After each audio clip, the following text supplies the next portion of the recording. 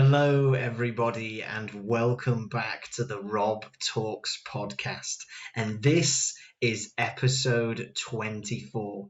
Now, today's episode is going to be a really, really interesting topic. And I think I genuinely mean this in terms of that I think it's something that I haven't thought about as much before, but I think has come to the forefront of my mind at the moment in terms of the kind of podcasts I've been watching, the books that I've been reading into, and even just some of the things that have popped up on my YouTube feed.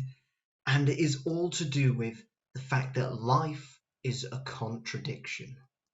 Now, what do I mean by that? Life as a contradiction was, in fact, of course, not something that was just coined by me in the last 5 seconds. It is from something that I heard Mo Gawdat talk about on his most recent podcast episode with Stephen Bartlett.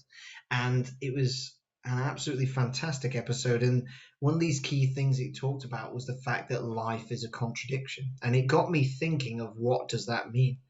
And so the way I see it is that life is a contradiction because we don't understand that by our actions sometimes we forget the fact that by our actions there are consequences.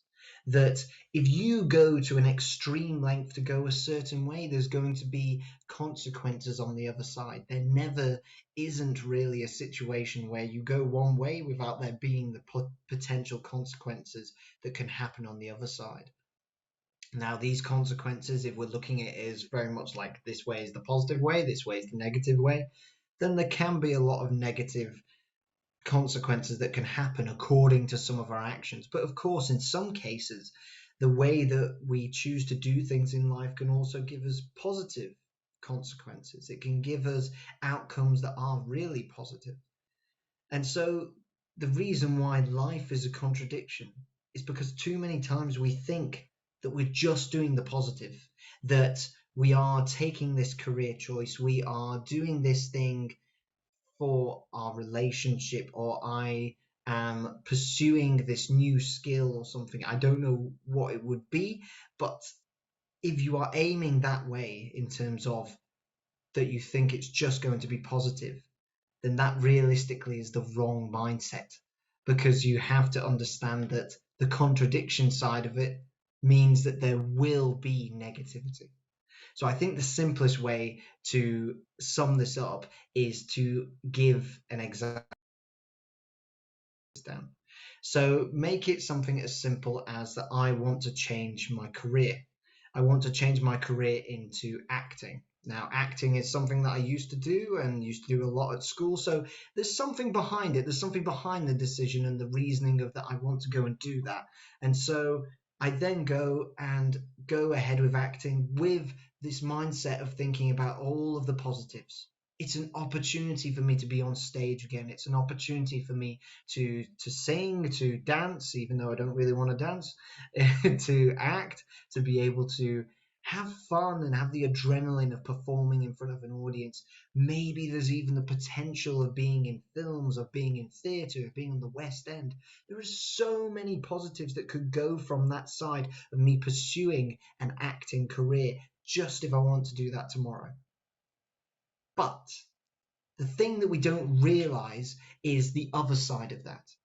By the fact is that I want to become an actor that is as successful as, say, Benedict Cumberbatch, somebody who has been in countless theatre productions, countless insane movies and TV series. If you haven't watched Sherlock, it's an amazing BBC British TV drama series. It's absolutely fantastic.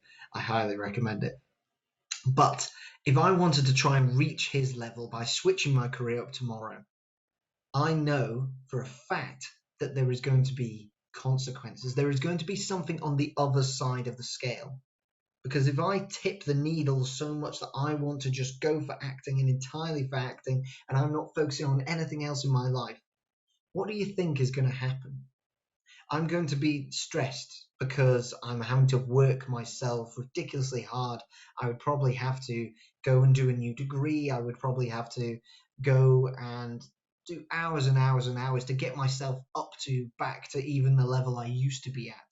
And then from there, building on there, I've then got to put in hours of learning lines, which is something I used to always struggle with. And so that's a lot of time and effort that you have to put in.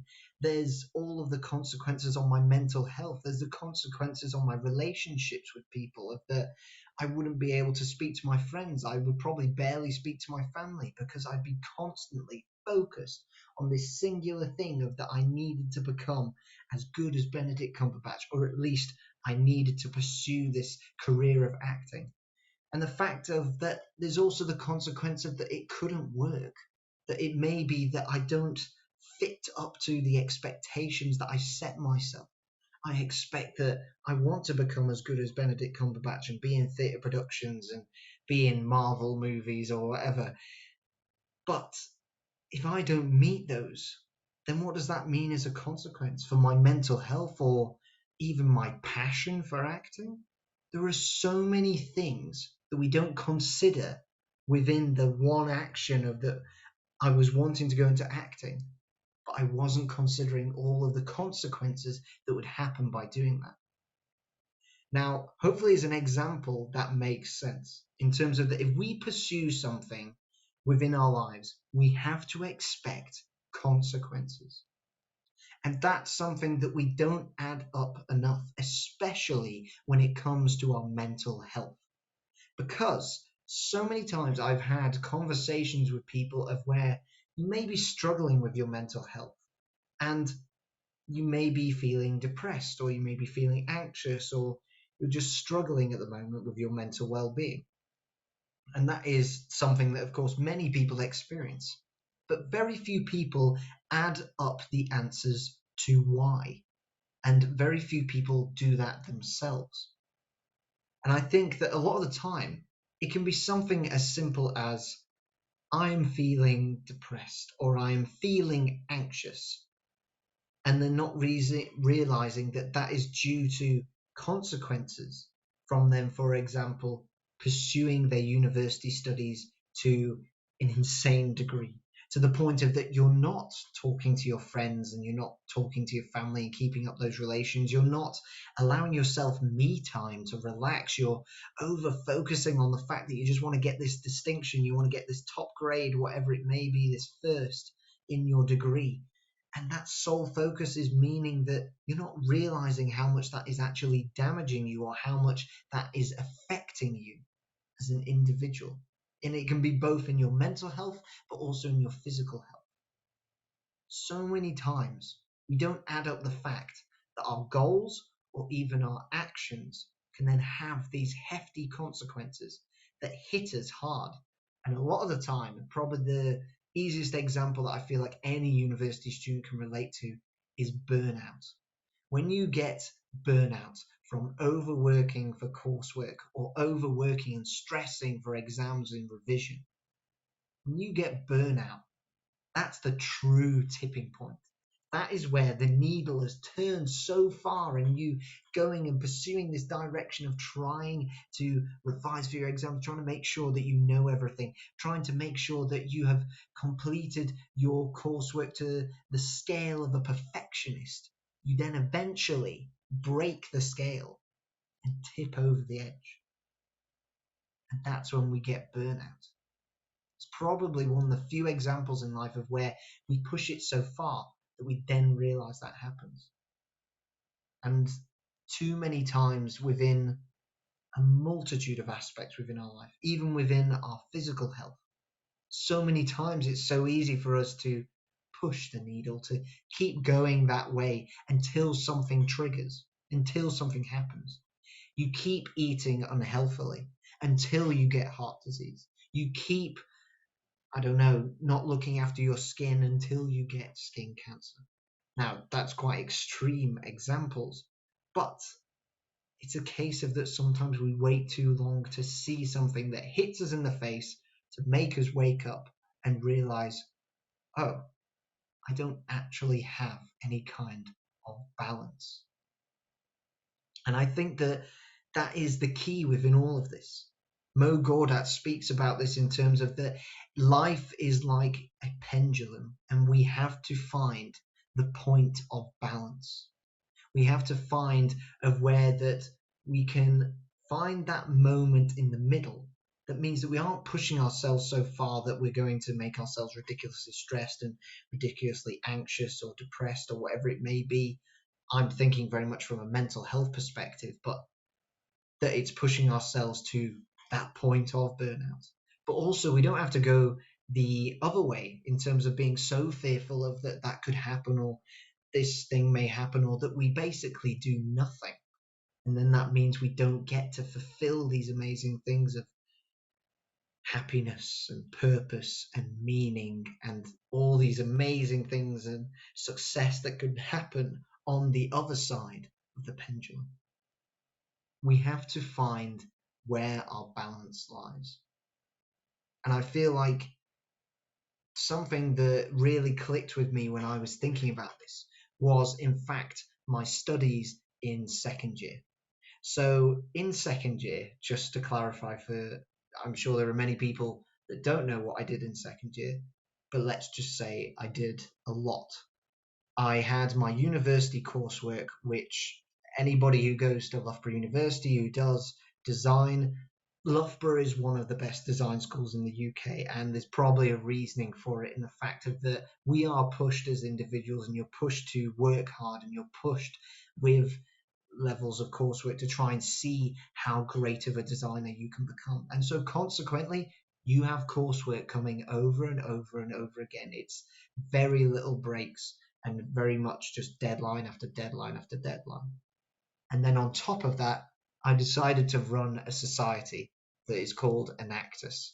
Now, Enactus is also known for having a lot of workaholics in it and having a lot of people that really do too much, even in a case of that they do so much because they love it so much that they actually do more for Enactus than their actual coursework or their actual exams or stuff like that. And I think there were definitely moments for me where that happened.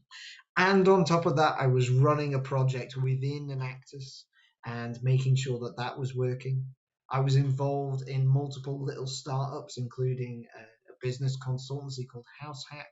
I started to eventually become involved in a startup that I'm involved in now called the G Team. Check them out. They're very cool. And essentially, I was even trying to build Rob Talks a little bit. It wasn't as successful in second year because I was so busy, but I was trying to build Rob Talks. I was trying to build my own personal brand. I was trying to get all of that up and running. And it all equated into the fact of that my balance in life was entirely to one side than the other. It was entirely on the focus that my day to day was the focus of that I'm going to push myself to the limit to do all of these things towards work, towards my passions, towards my purpose. And there were elements of it that were amazing. There were elements of that it really fulfilled me and actually made me happy. But I didn't understand a lot of the time the consequence that has on you in terms of that I would say no to things. I would say no to so many things, especially related in terms of social events or just hanging out with friends or whatever, just to the fact that I wanted to do work, or just to the fact that because I was doing so many things by the way of Parkinson's law, which is all to do with the fact that if you set yourself a task and you set yourself for it to take X amount of time, it will take X amount of time. I was just filling in all of my time with work and nothing else. It didn't allow me to have that time to switch off, the time to just relax. I didn't allow myself that, and that was especially the case within the first semester of second year. I was just relentless on myself to a point of where I look back now and I see how unhealthy it was in a way, and I think I rectified it as I got more towards the second semester. But from seeing that, I could see now, even when I'm looking back now, how there is so much of that balance was key there. There was no balance whatsoever in my routine in that. I was just aiming to be as productive as possible. I was aiming to be like a well-oiled machine, a robot, trying to get as much done as possible, tick as many boxes, and try and push all these things to as far as I possibly could. Now, I think, personally, within a certain space and within a certain balance, some of the things that I did in second year is in fact incredibly healthy because it contributed to my happiness.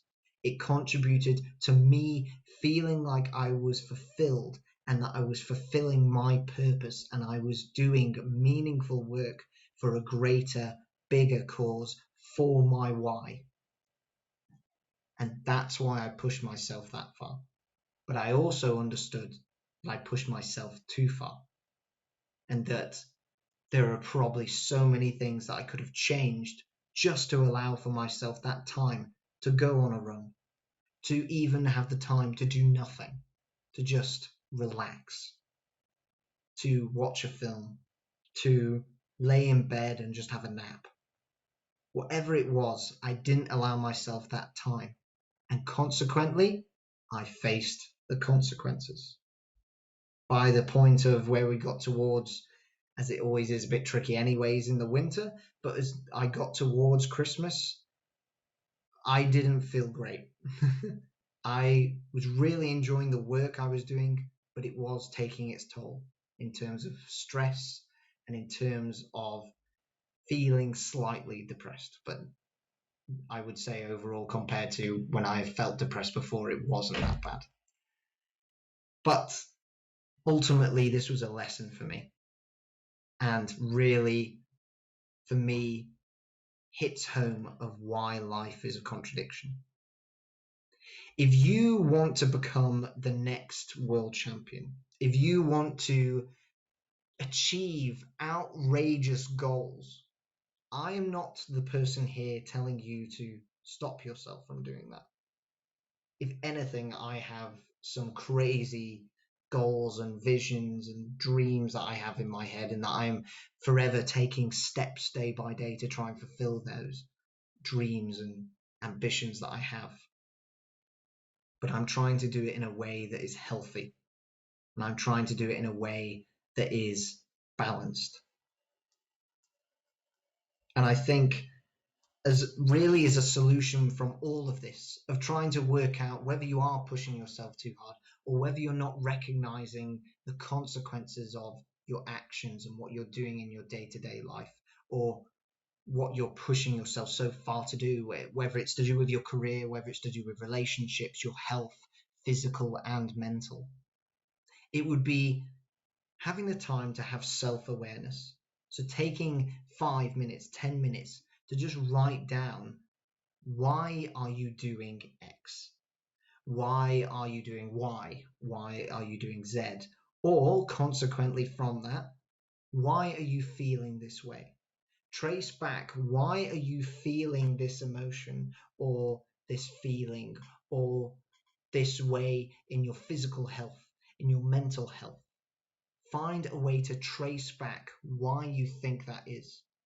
Because it can be something as simple as just how your sleep is affected, your morning routine, your mental health in terms of how you feel. And so we need to ask why. And you can do that with talking with others. That's always a good way because they can give you a bit of a third person perspective.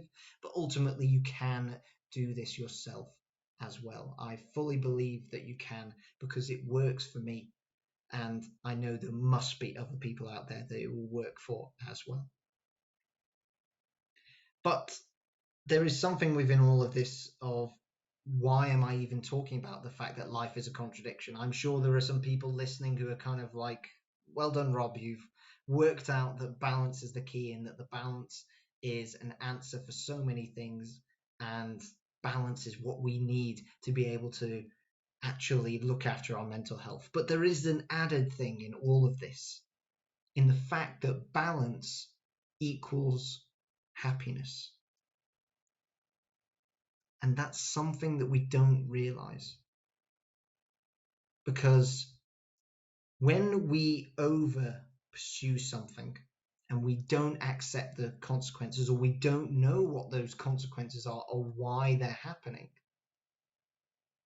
I'm sure there are so many people out there who do that and are probably sat there and realizing, that's why I'm not happy, or that's why I'm not feeling fulfilled doing X thing or pushing myself to do X thing so far. It may be because it isn't your passion. It may be because it doesn't fill you up. It doesn't fill you up with that energy every day to get out of bed and to do it. It doesn't fulfill your why. It doesn't fulfill meaning within your life. It doesn't feel as though it has the purpose that it once had or that you want it to have. And so we need to make sure that we find balance, but ultimately understand that life is a contradiction. Your actions will always have consequences, both positive and negative. And ultimately, we have to be self-aware enough to understand what those consequences are, but also to know how to deal with them.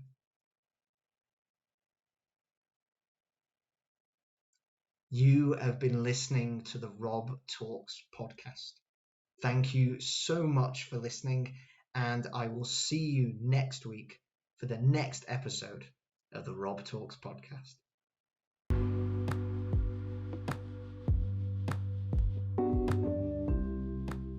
You have just been listening to the Rob Talks podcast. Thank you so much for listening, and please make sure to subscribe and give me a follow on YouTube, Spotify, Instagram, Facebook, or even LinkedIn. And I will speak with you soon. Stay safe and have a great week.